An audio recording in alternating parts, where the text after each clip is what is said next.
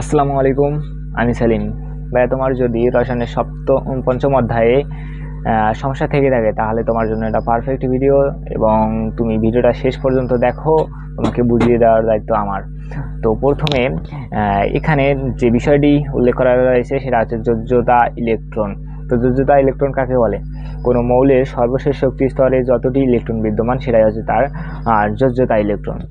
তো অক্সিজেনের সর্বশেষ শক্তি স্তরে 6টি ইলেকট্রন বিদ্যমান, যার কারণে এর যোজ্যতা ইলেকট্রন 6টি।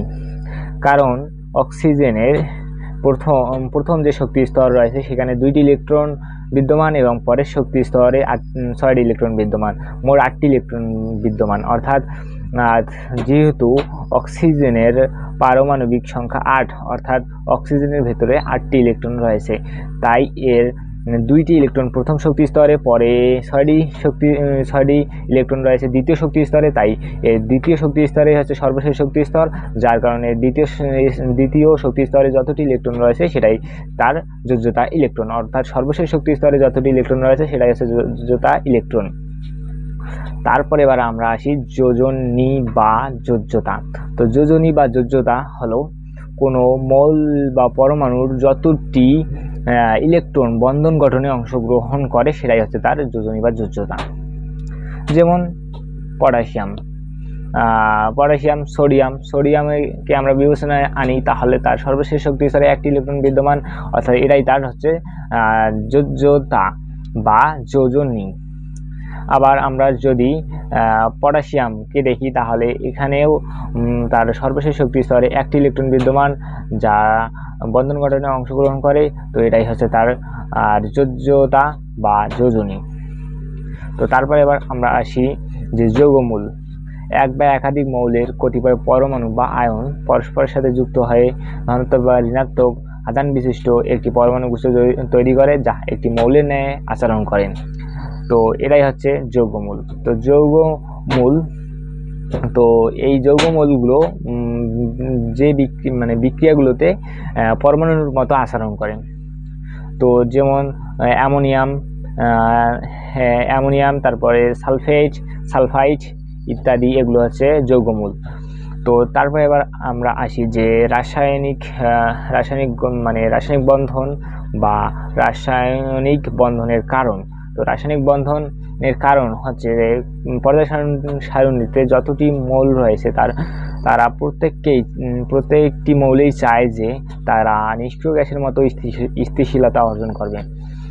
এর কারণেই তারা নানা ধরনের বিক্রিয়া ঘটায় এবং তাদের সর্বশেষ শক্তি স্তরে 8টি করে ইলেকট্রন পূরণ করার চেষ্টা করে।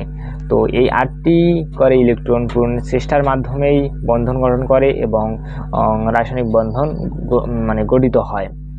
তো তাই বলা যায় যে অষ্টক পূরণের জন্য এই রাসায়নিক বন্ধনগুলো ঘটে।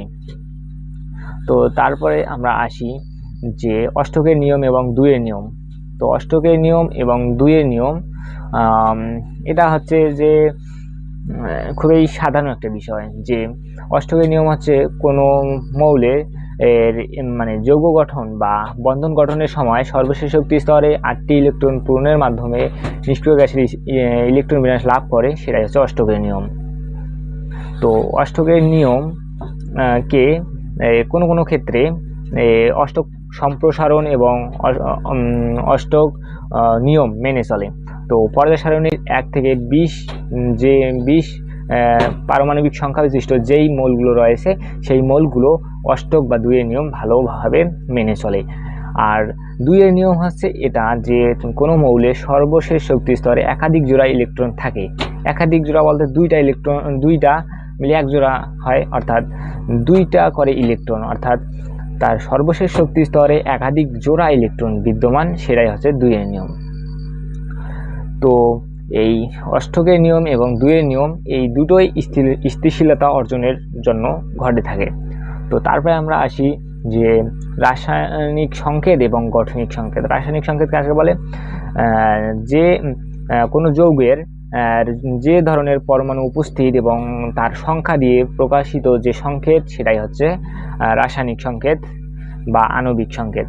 আর যে কোনো যৌগে উপস্থিত পরমাণুগুলো এবং পরমাণুগুলো যেভাবে থাকে তার প্রতীক এবং বন্ধনের মাধ্যমে যে সংকেত প্রকাশ করা হয় সেটাই হচ্ছে গাঠনিক সংকেত। তো রাসায়নিক সংকেত এবং গাঠনিক সংকেত আশা করি ক্লিয়ার।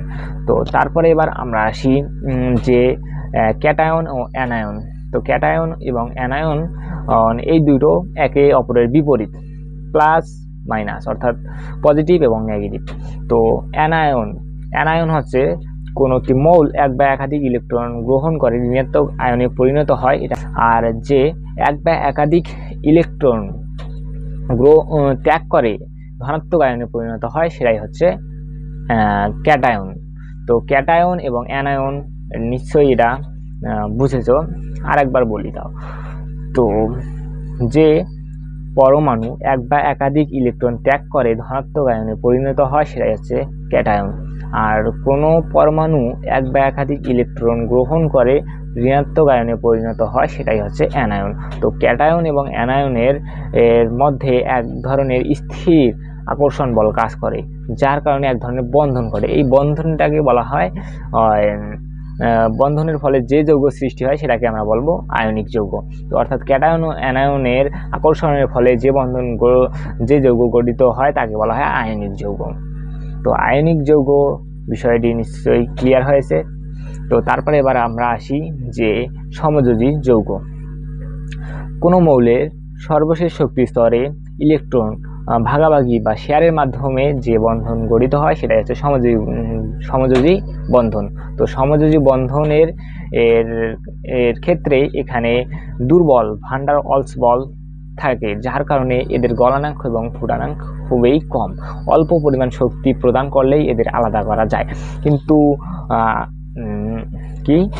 ক্যাটায়ন ও অ্যানায়নের স্থির বিদ্যুতের আকর্ষণের ফলে এরা অনেক দৃঢ়ভাবে আবদ্ধ থাকে, যার কারণে এদের বেশি পরিমাণ শক্তির মাধ্যমে এদের আলাদা করা যায়।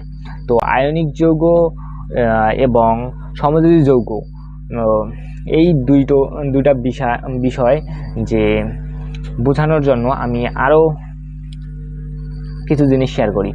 তো প্রথমে ধরি আয়নিক যৌগ। আয়নিক যৌগ কাকে বলে? ক্যাটায়ন ও অ্যানায়নের মধ্যে যে বন্ধন গঠিত হয় সেটাই হচ্ছে আয়নিক বন্ধন, এবং আয়নিক বন্ধনের ফলে যে যৌগ গঠিত হয় সেটাই হচ্ছে আয়নিক যৌগ। তো আয়নিক যৌগ পানিতে দ্রবীভূত হয়, আর সমযোজী যৌগ পানিতে দ্রবীভূত হয় না। সমযোজী যৌগ এখানে একটা বিষয় রয়েছে, কিন্তু কিছু কিছু ব্যতিক্রম সমযোজী যৌগ যারা পানিতে দ্রবীভূত হয়। পানি একটা পোলার যৌগ, যার পানি পোলার যৌগ হওয়ার কারণ এখানে আংশিক ধনাত্মক এবং ঋণাত্মক প্রান্ত রয়েছে। তো আমরা এটা ভালোভাবে বোঝার চেষ্টা করি। পানির সংকেত হচ্ছে H2O।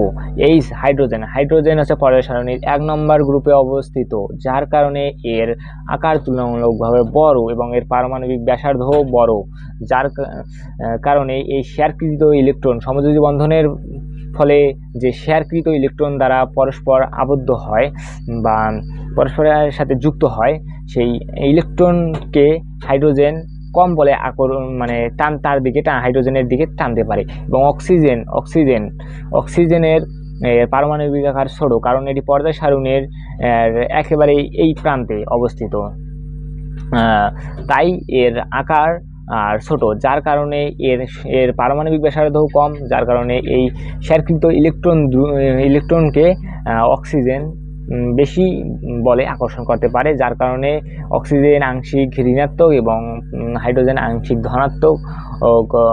ধনাত্মক চার্জ লাভ করে, যার কারণে পানি হচ্ছে একটি পোলার যৌগ। অর্থাৎ ধনাত্মক বা ঋণাত্মক প্রান্ত সৃষ্টি হয়, যার কারণে পানিকে পোলার যৌগ বলে। তো পোলার যৌগ। এবার আমরা আসি যে আয়নিক যৌগ কেন পানিতে দ্রবীভূত হয় এবং সমযোজী যৌগ পানিতে দ্রবীভূত হয় না কেন। তো আমরা যে আয়নিক যৌগর কথা বলতেছি, আয়নিক যৌগ এখানে রয়েছে ক্যাটায়ন ও অ্যানায়ন। যেমন সোডিয়াম ক্লোরাইড, এটা হচ্ছে লবণের সংকেত হচ্ছে সোডিয়াম ক্লোরাইড। তো সোডিয়াম সোডিয়াম একটা ইলেকট্রন ত্যাগ করতে পারে, ক্লোরিন একটা ইলেকট্রন গ্রহণ করতে পারে।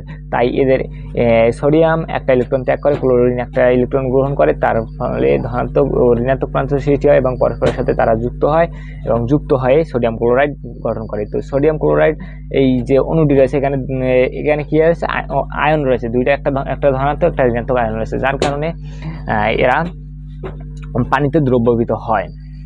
আর সমযোজী যৌগে এরকম ধনাত্মক বা ঋণাত্মক প্রান্ত সৃষ্টি হয় না, যার কারণে সমযোজী যৌগ পানিতে দ্রবীভূত হয় না। তো এটা ছিল আজকের বিষয়বস্তু। তো সম্পূর্ণরূপে আপনাদের যতগুলো ইনফরমেশন রয়েছে আমি দেওয়ার চেষ্টা করেছি। তো দেখা হচ্ছে অন্য কোনো ভিডিওতে। আসসালামু আলাইকুম।